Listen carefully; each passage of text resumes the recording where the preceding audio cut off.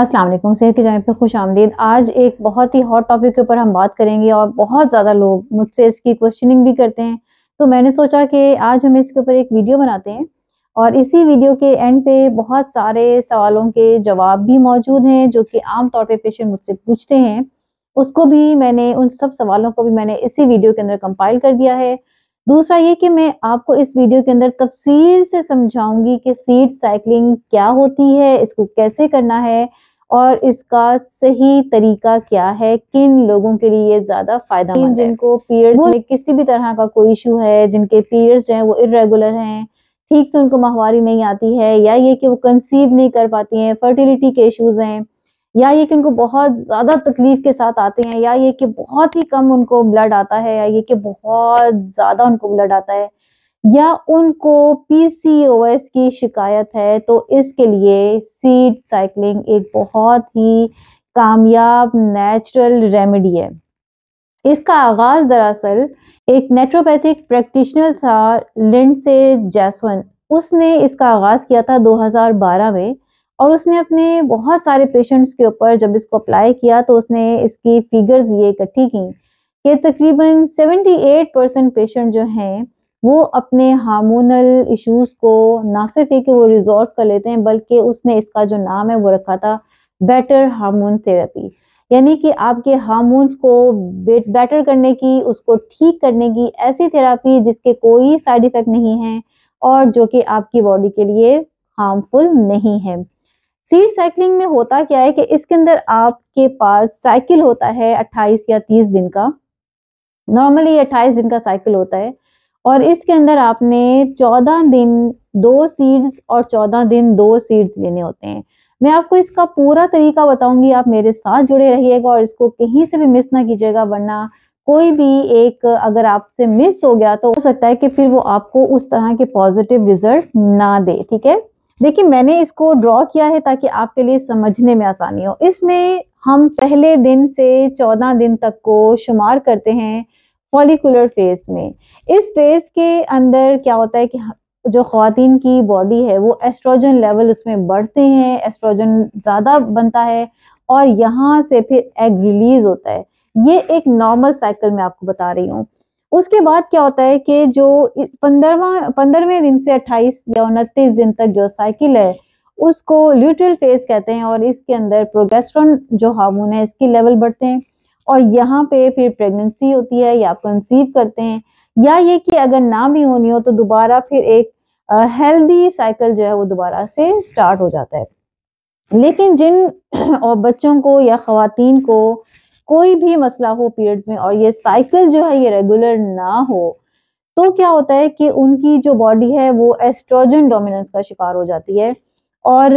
या तो इसके हार्मोन्स बहुत ज्यादा लेवल ऊपर चले जाते हैं या फिर इसके लेवल ऊपर चले जाते हैं या फिर इसमें से कोई चीज जो है वो डाउन हो जाती है और इस तरह से क्या होता है कि जो उनका पीरियड साइकिल है सारे का सारा डिस्टर्ब होना शुरू हो जाता है। अब सीड साइकिलिंग में क्या करते हैं कि जो शुरू के 14 दिन होते हैं ये वो दिन है जब इसमें आपके यहाँ पे आपको मेंस्ट्रुअल साइकिल जो है वो स्टार्ट होता है, आपका पीरियड्स का जो साइकिल है वो स्टार्ट होता है और जैसे ही आपको पीरियड स्टार्ट होते हैं तो आपने जो 2 बीज इस्तेमाल करने हैं वो एक फ्लैक्स सीड है यानी अलसी के बीज और दूसरा कद्दू के बीज या पंपकिन सीड है। फ्लैक्स सीड के अंदर ओमेगा 3 फैटी एसिड्स बहुत ज्यादा होते हैं और लाइग्नन बहुत ज्यादा होता है। असल में लाइग्नन क्या करता है कि जो एस्ट्रोजन के जो लेवल्स हैं उनको बैलेंस करता है, उनको ठीक करता है, उनको रेगुलेट करता है और जो उसके रिसेप्टर्स होते हैं उनकी हिफाजत करते हैं, उन दरवाजों की हिफाजत करता है जो कि एस्ट्रोजन बनाते हैं। ठीक है, अच्छा सेकंड पे हमारे पास कद्दू के बीज है, इसके अंदर ओमेगा 3 फैटी एसिड बहुत ज्यादा होते हैं और जिंक बहुत ज्यादा होता है जो कि रिप्रोडक्टिव हेल्थ के लिए बहुत इंपॉर्टेंट है और ये उसको मजबूत करता है। जब हम आगे दाखिल होते हैं 15वें दिन के अंदर तो यहाँ से हम लेना शुरू करते हैं, ये वो साइकिल होता है जो कि आम तौर पे जिसको हम कहते हैं कि ओव्यूलेशन साइकिल है। इसके अंदर प्रोजेस्टेरोन हार्मोन जो है एस्ट्रोजन के लेवल कम होना शुरू हो जाते हैं, इसके बढ़ना शुरू हो जाते हैं अगर नॉर्मल साइकिल हो रहा है तो। इसमें क्या होता है कि हम इसमें सेसमी सीड यानी कि तिल, सफेद या काले तिल और सनफ्लावर सूरजमुखी के जो बीज हैं ये रेकमेंड करते हैं। सेसमी सीड, इसके अंदर विटामिन ई और सेम जैसा कि फ्लैक्स सीड में है लाइग्नेंस बहुत ज़्यादा होते हैं, और इनका काम क्या है कि ये ना सिर्फ आपके प्रोजेस्टेरॉन की हिफाजत करते हैं, बल्कि यहाँ पे अगर एस्ट्रोजन आके इसके साथ मिक्सअप हो और इसके साइकिल को ख़राब करे तो ये उसको भी सेट करते हैं। सेकंड नंबर पे सनफ्लावर सीड जो है, इसके अंदर विटामिन ई और सेलेनियम बहुत ज़्यादा होता है, और ये क्या करता है कि ये आपका जो हार्मोनल इम्बैलेंस हुए होते हैं ये उसको सेट करते हैं और आपके हार्मोन्स को बैलेंस करते हैं। ठीक है, यहाँ तक इतनी बात तो क्लियर हो गई कि आपने 14 दिन ये वाले 2 बीज खाने हैं, फ्लैक्स सीड और पंपकिन सीड, और बाकी के 14 बीज आपने तिल और सूरजमुखी के बीज खाने हैं। इनकी जो सही मिकदार है वो 1 टेबल स्पून है ईच, 1 टेबल स्पून ईच है। लेकिन जब भी आप इसको स्टार्ट करें तो इसके लिए सबसे अच्छा तरीका क्या होता है कि हमेशा लो क्वांटिटी से इसको शुरू करें, 1 टीस्पून लेना शुरू करें और फिर इसको आहिस्ता आहिस्ता 1 टेबल स्पून तक पहुंचा दें। अब अच्छा, मैंने इसमें कुछ सवाल जो हैं वो नोट डाउन किए हैं जो कि आमतौर पे पेशेंट मेरे से पूछते हैं, और मैं इसमें वीडियो में बहुत ज़रूरी है उनको बताने, ताकि आपकी बहुत सारी जो उलझन है उनका भी आपको हल मिल जाए। मसलन इसमें एक सवाल ये होता है कि हम जो तिल हैं वो काले लें या सफ़ेद लें। देखिए, काले रंग के जो तिल होते हैं ना उसमें कैल्शियम की मिकदार ज़्यादा होती है,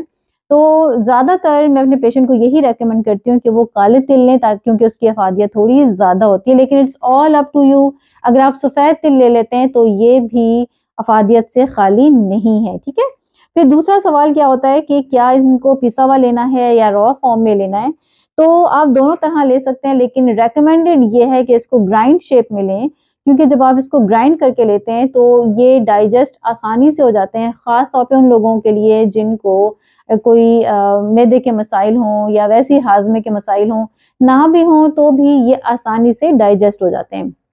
दूसरा ये कि क्या आप इनको अकेले ही लेंगे पानी के साथ या किसी चीज़ के साथ मिला के ले सकते हैं, तो हाँ, आप इसको किसी भी चीज़ के ऊपर छिड़क के भी इस्तेमाल कर सकते हैं। जैसे कि आप ओट मील बना लें, जौ का दलिया बना लें, या ये कि आप कोई सैलेड वगैरह बना लें, और इसका मुकर्ररा जो मिकदार आपने कम ज़्यादा नहीं करनी, मिकदार आपने जो रखी है, मसलन अगर आपने 1 टीस्पून स्टार्ट किया है तो 1 टीस्पून ही आपने अपनी मील के अंदर इसको शामिल करना है। ठीक है,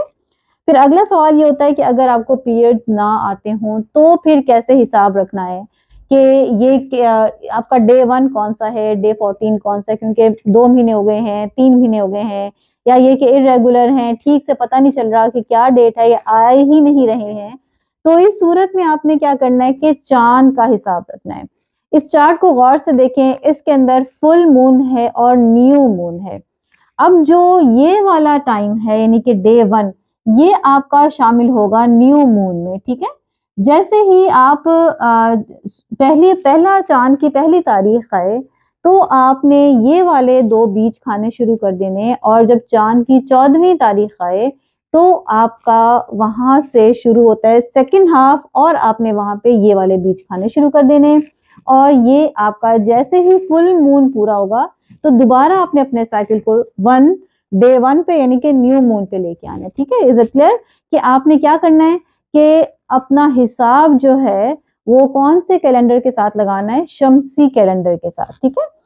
अच्छा, फिर ये सवाल है कि ये शादीशुदा कर सकते हैं या गैर शादीशुदा कर सकते हैं, तो इसमें दोनों जो हैं, बच्चियां भी कर सकती हैं चाहे वो अनमैरिड हैं, या ये कि जो ख्वातीन कंसीव करना चाहती हैं या जो अपने पीरियड्स को रेगुलर करना चाहती हैं वो भी इसका इस्तेमाल कर सकती हैं। फिर इसी तरह एक सवाल ये किया जाता है कि क्या इसके साथ किसी किस्म की हार्मोन्स की मेडिसिन ली जा सकती है, तो मैं अक्सर अपने पेशेंट्स को ये कहती हूँ कि आप हार्मोन्स की मेडिसिन वैसे ही बंद कर दें, क्योंकि हार्मोन्स की मेडिसिन आपके हार्मोन्स को मजीद डिस्टर्ब कर देती है, और बेहतर है कि आप हार्मोन्स को यहाँ पर रोक दें। ठीक है, इन केस अगर आप कंसीव करने के लिए किसी भी किस्म के कोई प्रिकॉशंस ले रहे हैं तो उन प्रिकॉशंस के साथ आप इस इलाज को जारी तो रख सकते हैं, लेकिन याद रखिएगा कि इसके फिर सक्सेस के जो चांसेस हैं वो थोड़े कम हो जाते हैं। अच्छा, फिर एक सवाल ये किया जाता है कि क्या आपने इसको नेचुरल फॉर्म में लेना है या ये कि इसको थोड़ा सा भूनना है, इसको भूनने के बाद लेना है, तो इसको भूनना नहीं है, इसको रॉ शेप में लेना है, जैसा है ऑर्गेनिक आपने ऑर्गेनिक ही लेना है। कोशिश करें कि आप खुद इसको, ये ऑनलाइन बहुत किट अवेलेबल हैं, ऑनलाइन बहुत मिलते हैं, लेकिन कोशिश करें कि आप अपने इलाके के किसी अच्छे दवाखाना से इसको अपने सामने लें, अपने सामने खुद पीसें। घर में कुछ मुश्किल नहीं है इनको पीसना, और आप खुद इसको इस तरह से इस्तेमाल करें, ठीक है। अच्छा, फिर एक चीज़ और इसमें जो है वो मैं अपने पेशेंट्स को रेकमेंड करती हूँ as a dietary supplement expert. वो सप्लीमेंट है इवनिंग प्राइम रोज। ये जो इवनिंग प्राइम रोज है, ये आपने एक कैप्सूल रोज का लेना है, और इस कैप्सूल की खासियत ये है कि ये किसी भी तरह के आपके जितने भी हार्मोनल इश्यूज हैं, ना सिर्फ एक ये उनको बैलेंस करता है, बल्कि इसकी सबसे मज़े की बात यह है कि ये आपकी ब्लीडिंग को नॉर्मल कर देता है। और उसके जो सिम्टम्स आ रहे होते हैं, जैसे आपको मूड फ्लक्चुएशन हो रही है, या ये कि आपको बहुत ज़्यादा स्वेटिंग हो रही है, हॉट फ्लैशेस आ रहे हैं, या कोई भी आपको बहुत ज़्यादा क्रैम्प पड़ रहे हैं, बहुत तकलीफ हो रही है पीरियड्स आने से पहले, तो ये उन सारे सिम्टम्स को भी काफ़ी हद तक बेहतर कर देता है। अगर आपको आज की वीडियो पसंद आई तो लाइक ज़रूर कीजिएगा, और इस वीडियो को शेयर करना मत भूलिएगा, क्योंकि बहुत सारी ख़वातीन इस मसले को लेके परेशान होती हैं कि हमने सीड साइकिलिंग कैसे करनी है। तो आज की वीडियो मैंने अपनी तरफ से पूरी कोशिश की है कि इसके अंदर हर चीज़ को कवर करूं। अगर आपका किसी भी तरह का कोई भी सवाल है तो आप नीचे दिए हुए नंबर पर रब्ता करके उसका जवाब ले सकते हैं, या फिर आप कमेंट सेक्शन में इसको कमेंट करके पूछ सकते हैं। मिलत मकसूद साइनिंग ऑफ, सी यू।